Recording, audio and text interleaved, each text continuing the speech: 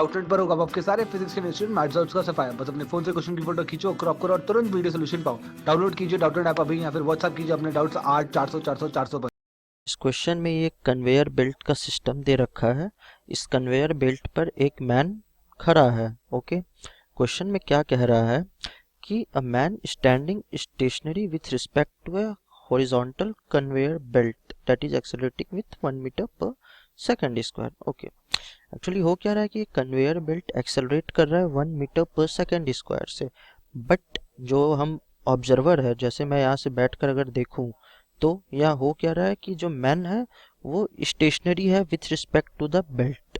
मतलब दोनों के बीच का जो वो है एक्सेलरेशन है उसका डिफरेंस 0 है।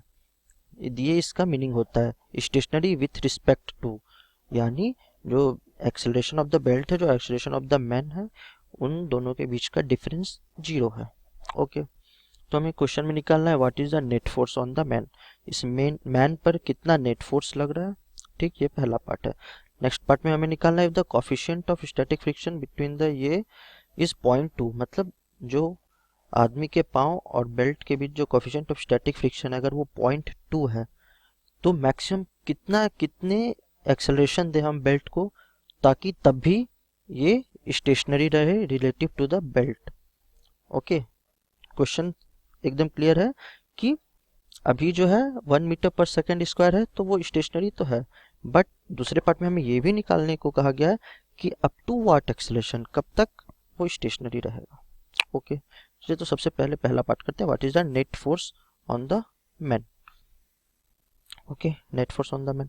सबसे पहले तो जैसा कि मैंने कहा स्टेशनरी विथ रिस्पेक्ट टू कहा गया है, इसका मतलब है कि एक्सेलरेशन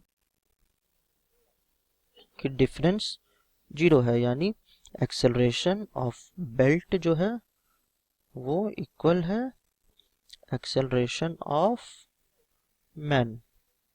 ओके, इसलिए मैंने कहा क्योंकि दोनों के बीच का डिफरेंस 0 है और दो तो एक्सेलरेशन ऑफ बेल्ट हमें कितना दिया हुआ है 1 मीटर पर सेकंड स्क्वायर, तो वही हमारा हो जाएगा acceleration of man 1 metre per second square.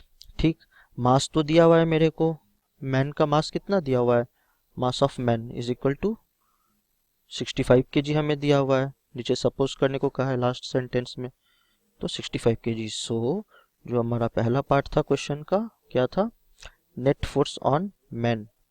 Net force on man using Newton second law हम क्या जानते हैं, force is equal to mass into acceleration.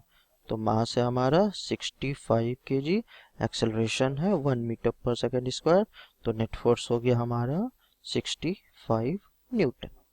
चलिए, ये हमारा पहला पार्ट हो गया।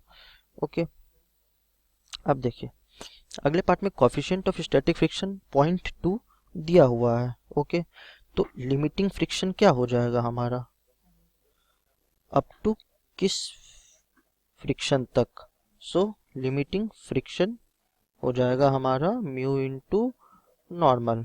ओके, अब नॉर्मल क्या होगा, इस आदमी पर नॉर्मल किसके इक्वल होगा, अगर ये नॉर्मल है तो नॉर्मल इक्वल होगा इस आदमी के mg के इक्वल।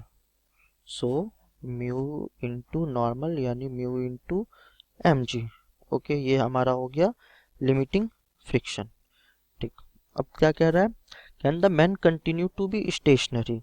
अगेन मैं वही कंडीशन लगाऊंगा जो तभी लगाया था, एक्सेलरेशन जो मैक्सिमम एक्सेलरेशन ऑफ बेल्ट है, मैक्सिमम एक्सेलरेशन ऑफ बेल्ट जो कि हमें निकालना है, मैक्सिमम एक्सेलरेशन ऑफ बेल्ट वो इक्वल हो जाएगा जो हमारा एक्सेलरेशन ऑफ मैन है। Okay,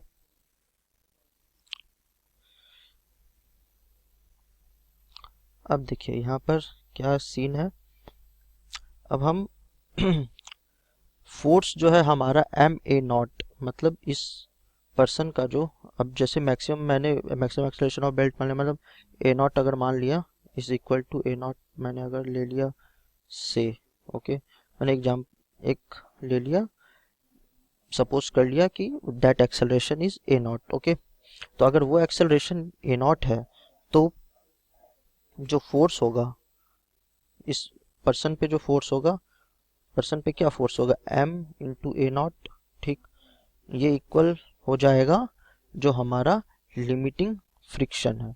okay, so mu into m जी।